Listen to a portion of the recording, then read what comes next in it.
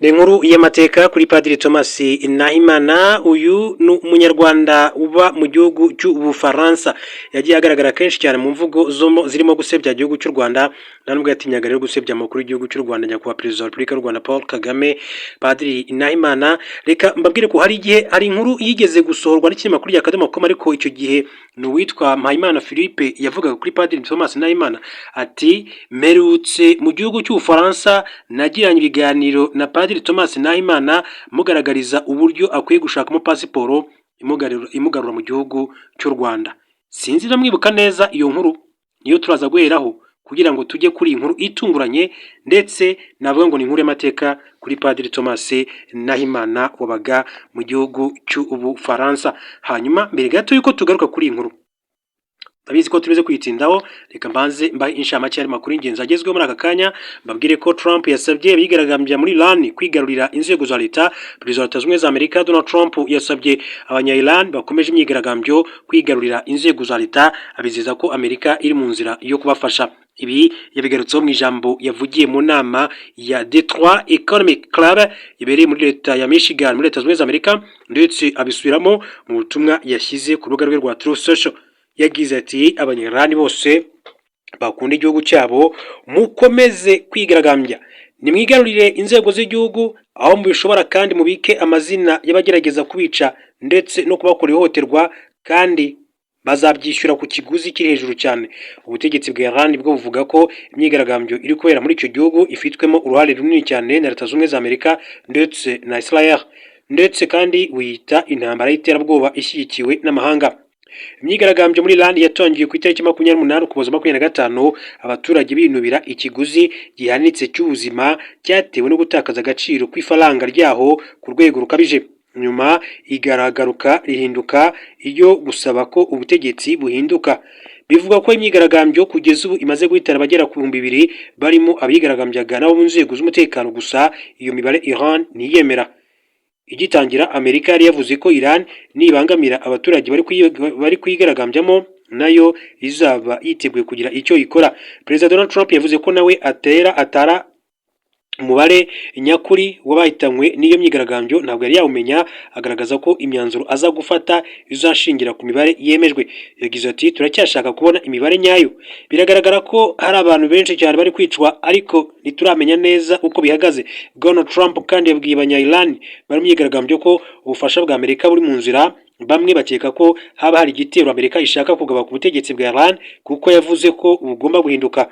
Gusa ubwo yaganiraga na CBC yasobanuye ko ubwo bufasha bushobora kandi kuba mu buryo butandukanye, harimo ubw'ubukungu.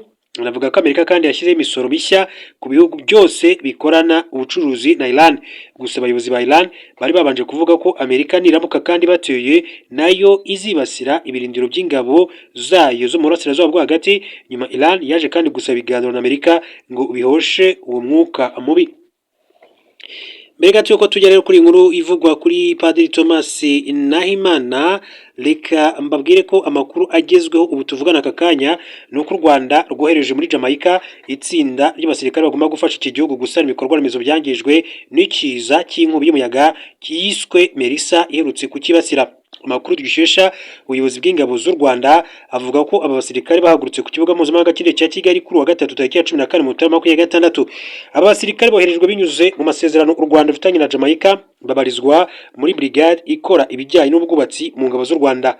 Mbere yo guhaguruka i Kigali, abasirikare bahawe impanuro n'ubuyobozi bwa division irwanisha imodoka za gisirikare Brigade General Faustin Tinka mu izina ry'umugaba mukuru w'ingabo z'u Rwanda.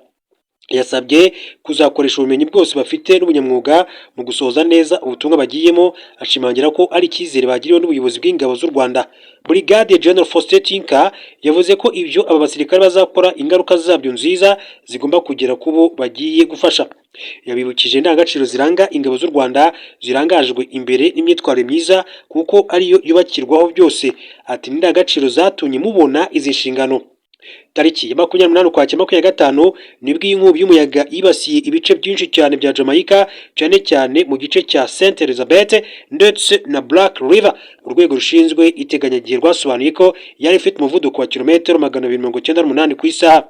abantu 45 bishwe n'iyi nkubi y'umuyaga mu gihe abandi barenga 15 babura ibirengero nk'uko byatangajwe n'ishami ry'umuryango w'abibumbye rishinzwe guhuza ibikorwa by'ubutabazi OCHA. Ibigo by'amashuri 150 n'inzu z'abaturage zirenga ibihumbi 120 byarangiritse mu baturage ibihumbi 626 bagizweho ingaruka n'iki kiza 950 ntibafite aho kuba kuko inzu zabo zasenyutse burundu. Banki y'Isi yagaragaje ko ibyangijwe n'iki kiza bibarirwa mu gaciro ka miliyari 8 ndetse na 800 na miliyari izigera kuri 15 z'amadolari y'Amerika, hafi 41% by'umusaruro mbumbe w'igihugu cyose muri Jamaica.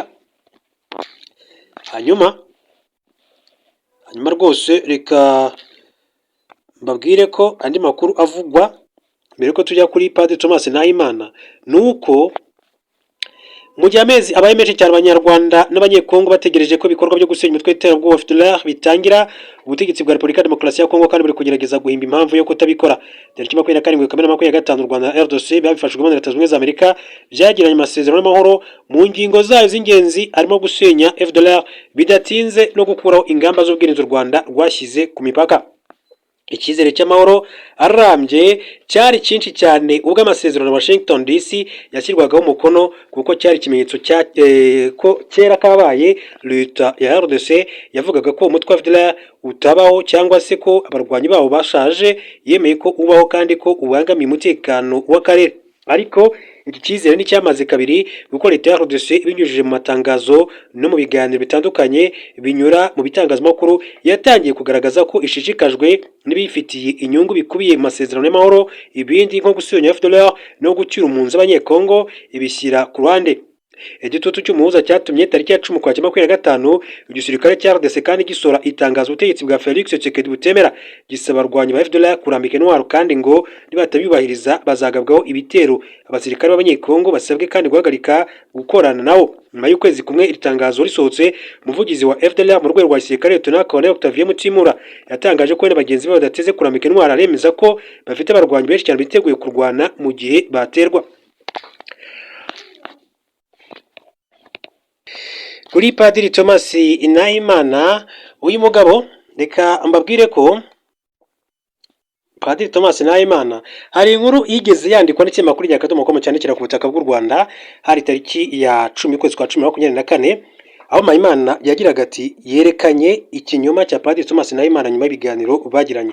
Ese koko Padiri Thomas Nahimana nyuma y'ikiganiro yagiranye na Philippe Mpayimana ntabwo yafata icyemezo cyo kugaruka mu gihugu cy'u Rwanda, dore ko uretse wenda ibyaha akurikiranywe byo kuba yaragiye asebya igihugu cy'u Rwanda, asebya n'umukuru w'igihugu cy'u Rwanda, uyu mugabo yafata icyemezo akagaruka mu Rwanda akaba yafata y'abandi banyarwanda mu iterambere ry'igihugu cy'u Rwanda. Birashoboka ko yahabwa umwanya bitewe n'uko ni umwe mu banyabwenge igihugu cy'u Rwanda cyari gifite. Birashoboka kandi ko nawe ubwe yakora ibindi bikorwa bishobora kuba byatanga inyungu ku giti cye, ndetse akaba yatanga n'imirimo no ku bandi banyarwanda muri rusange nk'umuntu maze n'igihe kitari gito akora mu gihugu cy'Ubufaransa. Bivuze ko ashobora kuba afite n'ubushobozi bwo kuba yatangiza ibikorwa bitandukanye ku butaka bw'u Rwanda. Hanyuma impuguke muri Minisiteri y'Ubumwe bw'Abanyarwanda n'Inshingano Mboneragihugu Minubumwe ishinzwe ubukangurambaga Mpayimana Philippe yaganiriye na Padiri Thomas Nahimana amubwira ko atigeze abura uko aza mu Rwanda nk'uko akunze kubivuga. Padiri Thomas Nahimana ni umwe mu Banyarwanda barwanya leta y'u Rwanda ba mu Faransa, avuga ko afite guverinoma y'u Rwanda ikorera mu buhungiro, we akita perezida wo mu buhungiro. Nahimana yumvikanye kenshi ku mbuga nkoranyambaga asebya leta y'u Rwanda kugeza no ku mukuru w'igihugu cy'u Rwanda. Akunze kuvuga ko yangiwe kuza i Kigali kandi ko yimwe pasiporo na ambasade y'u Rwanda. Mpayimana umaze iminsi ari mu kiruhuko cy'akazi hari ku itariki ya 9 Ukwakira 2024 yatangaje ko yageze mu Faransa aganira na Thomas Nahimana wahoze ari umupadiri winjiye muri politike, amubwira ko yifuza kuza mu Rwanda. Ati nashoboye kandi kuganira na Padiri Thomas Nahimana, umwe mu banyapolitike baranzwe cyane cyane no kubeshya ndetse no gushyiraho politike y'isi ya guverinoma y'u Rwanda iba mu buhungiro. Ati nkaba narashoboye kandi kumva ko yiyemerera rwose ko yifuza kuza mu Rwanda. Hari icyo yambwiye nifuza kumenya niba ari ukuri ko yaba yarasabye pasiporo y'u Rwanda ntayibone. Ese Padiri Thomas Nahimana twabonye Philippe Mpayimana nawe n'umwe mu bateye amatora y'umukuru w'igihugu cy'u Rwanda, ariko yemera intsinzwe. Hanyuma kandi yaje kugira gutya asohoka kuri yellow paper ku rupapuro rw'umuhondo, ahabwa inshingano muri Minisiteri y'Ubumwe n'Inshingano Mboneragihugu mu gihugu cy'u Rwanda. Ese kuri Padiri Thomas Nahimana we ntibyashoboka? Mpayimana yasobanuye ko nyuma yo kuganira na Imana yasanze atazi inzira banyuramo kugira ngo bahabwe pasiporo. Ati gusaba pasiporo y'u Rwanda wari usanzwe uri impunzi bigusaba kandi kwikura mu buhunzi ukabukana, hanyuma ubwo uba utangiye inzira yo kwihuza n'igihugu cyawe. Ubwo rero umuntu w'umunyapolitiki udasobanukiwe n'inzira yacamo ari mu mahanga kugira ngo agaruke mu gihugu cye, ati nkaba nifuza ko rwose abantu babisobanukirwa. Mpayimana wiyamamarije umwanya w'umukuru w'igihugu muri 2017 ndetse muri 2024 yatangaje ko yiteguye kandi gukomeza gusobanurira abanyarwanda baba mu mahanga uko babona pasiporo y'u Rwanda kugira ngo kandi ababyifuza bajye barusura. Yagize ati ndi mu bazabafasha kandi mpamya ko n'inzego z'ubuyobozi z'abanyarwanda mu Rwanda cyangwa se mu mahanga dukwiye gusobanukirwa inzira zitangirwamo ibyangombwa. Padiri Thomas Nahimana yavuye mu Rwanda muri 2005 asobanura ko yahunze bitewe n'uko atizeye umutekano we akigera hanze, kandi yinjiye muri politiki ashinga urubuga rwa internet yise Le Prophète, yahinduye umuyoboro w'icengezamatwara y'urwango guhakana kandi gupfobya jenoside yakorewe abatutsi. Muri 2023 yatangarije ku mbuga nkoranyambaga ko yahuye na Perezida Félix Tshisekedi RDC banoza umugambi wo gukuraho leta y'u Rwanda. Umukuru w'igihugu kandi yarahetse guhurira n'abandi banyarwanda barimo Gasana Eugene nawe wahunze. Umugambi wo guhungabanya ubuyobozi bw'u Rwanda Nahimana awuhuriyeho n'abandi banyarwanda baba abagize umutwe w'iterabwoba wa FDLR na RNC ya Bwana Kayumba Nyamwasa. Nta wamenya niba Nahimana kandi nyuma yo kugana Mpayimana yiteguye kuba yahinduka nk'uko iyo nkuru yakomezaga kugenda ibivuga muri rusange. Hanyuma andi makuru akavuga yuko uyu Padiri Thomas Nahimana mu bihe bitandukanye hari inkuru yavuze ngo isosi yamenetsemo ishishi. Padiri Nahimana n'uwari inshuti ye magara bagiye mu mitsi. Ati Padiri Thomas Nahimana n'abarayoboke bakomeje kandi gutara mu mitwe barebana ayingwe ndetse buri wese akurura yishyira. Ati hashize iminsi mike bamwe mu bayoboke b'ishyaka ryitwa Ishema birukanye Nahimana nubwo we avuga ko atari ukuri kuko iryo shyaka ari irye ari we warishinze. Imvano byose ngo nuko Nahimana yamba uburenganzira bwo kuzahagararira ishyaka mu matora y'umukuru w'igihugu mu Rwanda, ahubwo uwo mwanya ngo ugahabwa umugore witwa Nadine Claire Kasinge wari inshuti ye y'akadasohoka. Nakavuye ati kiyongere ku kandi kamaze iminsi mu mikorere yabo bavuga ko batavuganwe n'ubutegetsi bw'u Rwanda bakorera mu mahanga. Nahimana ubwe ataherutse kuvuga ko amashyaka akorera hanze y'u Rwanda bigoye ngo atange umusaruro, ko ariyo mpamvu we yahisemo rero gushinga guverinoma ikora mu hungiro. Iyo guverinoma ngo niyo yateje imbere agamije kandi guhurizamo abantu benshi, ko abavuga ko bamusezereye mu ishyaka bibeshya. Ati muzabibaze, ati bazabasobanurira. Izi no gahunda zaturutse kandi ku bwumvikane buke bwabaye ubwo abagize iri shyaka bateranaga muri Nyakanga uyu mwaka mu biganiro bigamije gushaka umukandida ngo ugomba kuzarihagararira amatora y'umukuru w'igihugu mu Rwanda mu mwaka utaha wa 2024. Bivuga ko Nadine Claire Kasinge wari mu buyobozi bw'iri shyaka yarahanganiye uwo mwanya Nahimana, ndetse ko uyu mugore yaje gutangazwa ku itariki ya 4 Nyakanga ko ari we watorewe kuzarihagararira. Nahimana ntibyigize kandi bimugwa ku nzoka ngo yasazwe n'uburakari arivumbura ndetse atangira kubwira nabi abo bari basanzwe bafatanya mu bikorwa byabo byo kuharabika u Rwanda. Muri 2005 Nahimana yavuye mu Rwanda avuga ko umutekano we utameze neza, yakirwa mu Faransa muri diocese ya Le Havre aho yatangira politike. Nta byaha yakoze ku buryo rero umuntu yavuga ko yashakishwaga mu gihugu. Uko iminsi yashiraga yarushagaho kandi kugaragaza amatwara mashya kugeza ubwo afatanyije na mugenzi we witwa Fortunatus Udakemwa bashinze urubuga rwa internet rwitwa Le Prophète, ruba umuyoboro w'icengezamatwara ry'ungwago ipfobya n'ihakana rya jenoside yakorewe abatutsi mu mwaka w'1994. Kwa 28 Mutarama 2013 yashinze ishyaka Ishema ry'u Rwanda nyuma yo kwimwa icyizere n'abaraboke mu ishyaka rye. Yavuze ko ntacyo bivuze ngo kuko afite ikindi kirenze ishyaka. Ati njye mfite itsinda rirenze ishyaka, hari uwandusha kubimenya se ko ari njye warishinze? Mfite itsinda riruta inshuro 1000 iryo shyaka ryitwa Ishema. Yavuze ko yatanzwe nk'umukandida na guverinoma ikorera mu bungiro ko uko byagenda kose aziyamamaza. Muri 2017 uyu mugabo kandi yari yabeshye isi yose ko aziyamamaza ndetse atangaza n'itariki azagerera i Kigali, birangira atageze. Nyuma yaje kumvikana mu itangazamakuru avuga ko leta y'u Rwanda yabujije indege kumutwara ubwo yari ageze muri Kenya.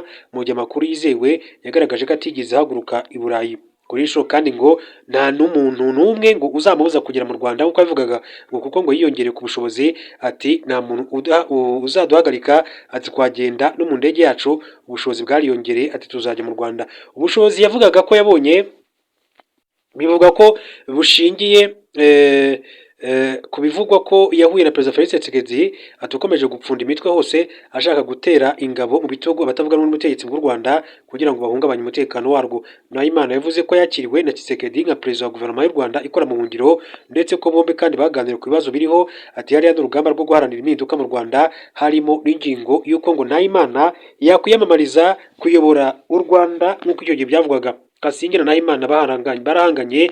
Nadine Claire Kasingye we avuga ko ashize igihe kinini Padiri Nahimana atakiri umuyobozi w'ishyaka rya Ishema, ngo kuko yamusimbuye kuri uwo mwanya muri 2018. Mu mezi make ashize ngo hakozwe amatora y'ugomba guhagararira ishyaka mu matora ya perezida mu Rwanda, arangira Kasingye ari imbere ya Nahimana, ariko undi ntiyabyishimira. ngo Nahimana yarakaye cyane, avuga ko atari byo, ngo ko nta giti gishobora kandi kubaho nta mizi, ko ari imizi y'ishyaka Ishema, ko ridashobora kandi kubaho ritamufite. Kasingye ati ubwo arasohoka, yasohotse mu nama itarangiye neza, ati na bamwe mu bo bari bari kumwe basohoka badutera ubwoba cyane. Kuva ubwo ngo Nahimana kandi nigeze yongera kugaragara mu bikorwa by'iryo shyaka. Umunsi ku wundi ngo yumvikanishaga ko amashyaka ntacyo amaze, ko abantu bakwiriye kandi kuyavamo bakajya muri guverinoma ye. Kasingye yavuze ko aherutse kandi kubyuka abwirwa n'umuntu ko Nahimana yatanze itangazo avuga ko yiyamamaje, ngo abanyamategeko bahise kandi batangira kuvuga ko Nahimana agomba gusezera mu ishyaka aho kugira ngo rirakomeze arivangire. Aho ngo niho havuye kwandika itangazo ryamagana kandidatire Nahimana mu izina ry'ishyaka narimo ko atakiri mu ishyaka Ishema. Kasingye ati umukandida ni njye. Uyu Kasingye imyaka 30 ngo numwe mu bari bagize guverinoma ikorera mu buhungiro Padiri Thomas Nahimana icyo gihe ubwo yashyirwagaho ku itariki 20 Gashyantare 2017. Padiri Thomas Nahimana kandi yagizwe perezida wayo. Abdallah Akishuri agirwa minisitiri w'intebe, mu gihe Nadine Claire Kasingye yagizwe minisitiri w'intebe wungirije. Minisitiri w'umuco, umuryango, guteza imbere umwari n'umutegarugori aba Ingabire Victoire Muhoza, ariko kubera ko atari ahari ati bashyiraho Nadine Claire Kasingye wahawe kumuhagararira abifatanyije n'izindi nshingano icyo gihe. Ni ibyo ngibyo byagiye bivugwa.